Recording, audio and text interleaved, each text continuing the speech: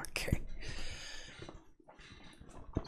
If I told you that there's a new PlayStation 2 game released today, would you have believed me?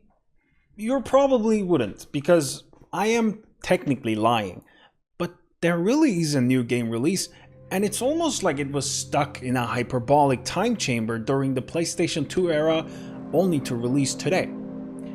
The indie horror scene had been seeing a revival of the PlayStation 1 aesthetics for the past 5 or so years. Becoming the perfect artistic choice for smaller development teams, PSX aesthetics still managed to give an incredible sense of horror to the player. While we're still getting new PSX-style horror games pretty frequently, developers now started to move away to the next best thing: PlayStation 2. Hollowbody being one of these games, it's actually one of the first ones to have done it successfully. I believe the PS2 aesthetic is much harder to imitate than PlayStation 1 due to its very specific vibes and visuals. When you see a game from the PlayStation 2 era, you can usually tell that it is indeed from that time. And Hollowbody seems to be the first example of a game that managed to perfectly encapsulate the vibe of the PlayStation 2. You play as Mika in Hollowbody. She's an unlicensed black market shipper looking for her missing partner Sasha. Sasha left home 12 days ago, heading to the exclusion zone looking for answers, somewhere outside a big city where nobody dares to go. Haven't been able to hear from her at all, Mika decides to go and find Sasha. On her way there, her flying vehicle crashes onto a ruined street in an abandoned city. Now she has to find a way out of the city and to the exclusion zone where Sasha should be. Hollowbody is a survival horror game. It has all the features you know from the classics of the genre: fixed camera angles, exploration, environmental puzzles, secret weapons, optional tank controls, notes left around the place. It has all of it, and it executes on all of these features beautifully. From the first moment I set foot into this abandoned city and until I rolled the credits, the biggest thing to have impressed me in Hollowbody was definitely its atmosphere. Headwear Games has done an incredible job creating a harrowing, oppressive atmosphere that somehow also encourages you to be brave and explore each and every square inch of the environments. The lighting, the visual fidelity, the texture work, the sound design, all of these combined with some very well designed creatures manages to form a nearly flawless serenade of horror imagery.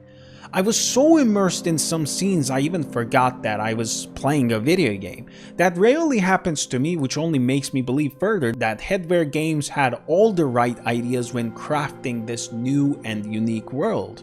It has some imagery similar to Ghost in the Shell, some Blade Runner, some Silent Hill, sure, but it still manages to become its own unique entity. Going a little bit more into its visuals, I must say I am really impressed with Hollowbody's creatures. While the previous title from Headwear Games titled Chasing Static had some grotesque imagery, it didn't really have any creatures. Hollowbody served as their first real test, and I'm happy to report that they absolutely delivered. Hollowbody has some very well crafted creatures that do remind me of some of the older classics of the genre, while again managing to become its own unique entity. Starting the game roaming the streets at first, you quickly enter an apartment building looking for a way to the rooftop, so you can use your radio.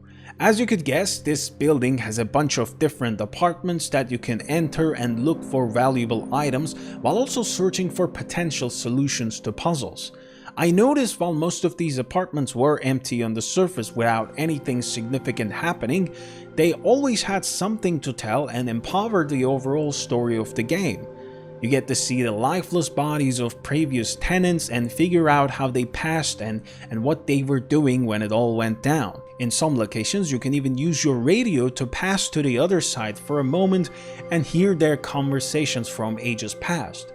While these don't really give you anything of value, they still provide a good amount of lore to make its world even more believable. And then you enter other rooms which do have valuable things in them, along with some dangers lurking in corners. You just gotta listen to your radio closely and watch out when you hear even a hint of a static. It's clear that the developer got inspired from the radio mechanic in Silent Hill for this feature, which is great because that is indeed a good mechanic that more games should have. It adds to the creepy factor while keeping the game clear off of annoying jump scares. Hollowbody has a good amount of combat in it too, especially after you leave the apartment complex and jump into the semi-open map. The game throws a bunch of enemies at you. Some are shambling corpses, some are bigger, more dangerous elites, and some are zombie dogs. While you're able to avoid them and run past in most cases, sometimes you do have to fight. Hollowbody gives you a pretty wide variety of weapons to defend yourself against these creatures. A revolver, a shotgun, a bow and arrows, a makeshift axe, a wooden plank, an electric guitar, and perhaps some other weapons that I may have missed during my playthrough. While ranged combat does feel pretty good, melee combat feels a little clunky, which to be honest makes sense if you consider it to be a PlayStation 2 title. Almost all survival horror games from that era had clunky melee combat, and Hollowbody is no exception. I wouldn't really say that this makes the combat unfun, but it does make it annoying in some specific situations, especially when you're in narrow spaces fighting against multiple enemies. Luckily, the game gives you a good amount of ammo on the intended difficulty, and I never really needed to use melee weapons other than the first few encounters maybe.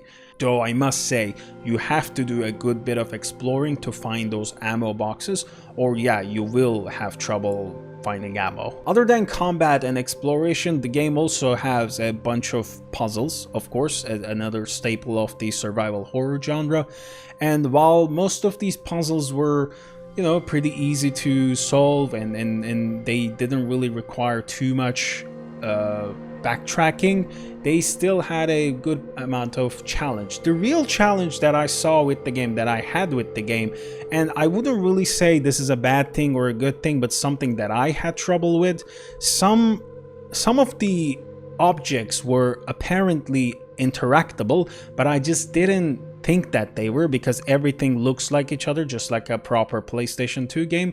And back then, most of the games would give you some indicators as to, yes, you can interact with this object. They will either make it shiny, they would give it a slightly different color, but in Hollowbody, that's not really the case. Maybe that's the intended way, maybe they wanted to make it really hardcore, and I don't want a yellow paint smeared over objects, but maybe a small glare given to some of the objects that you need to interact with would have helped in those situations. Like for example, in the first level, in the apartment complex level, I had to just run around in circles for almost an hour. I have it like recorded in a video for an hour, because I didn't know that I could interact with a certain electrical power box or something like that. I just didn't know. It didn't occur to me. I just thought that you cannot interact with that because the others were uninteractable, I guess.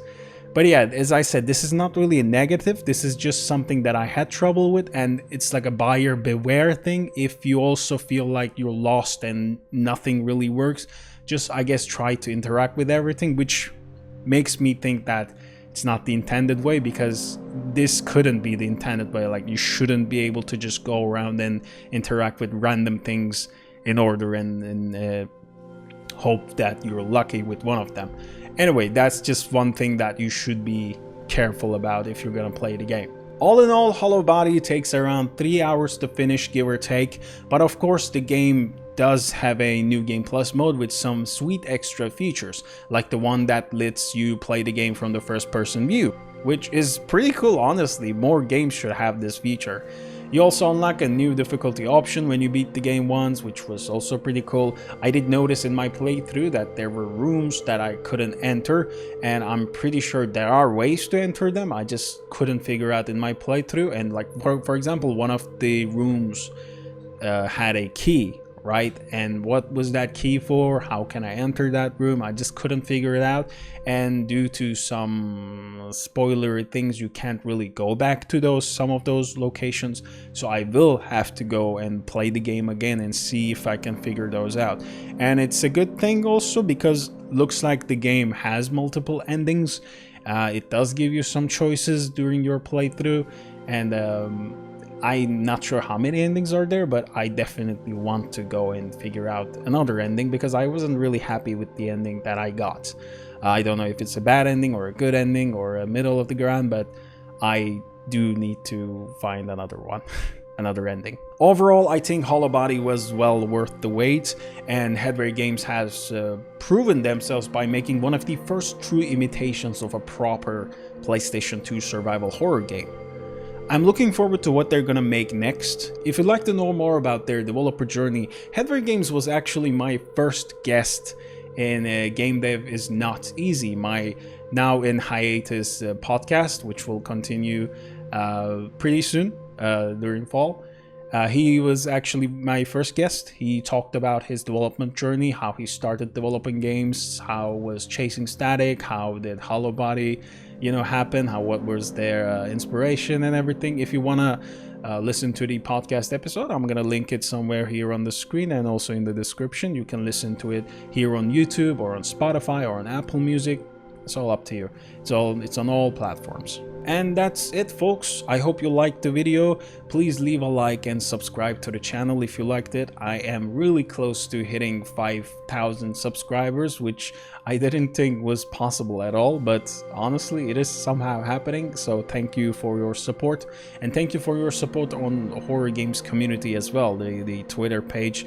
I'm now on Blue Sky. I'm making new TikTok videos. I'm making new Instagram content. So if you're interested in seeing more of horror visuals, check out the description. I have some links there, and that's gonna be it. Thank you for watching, and I will see you on the next one.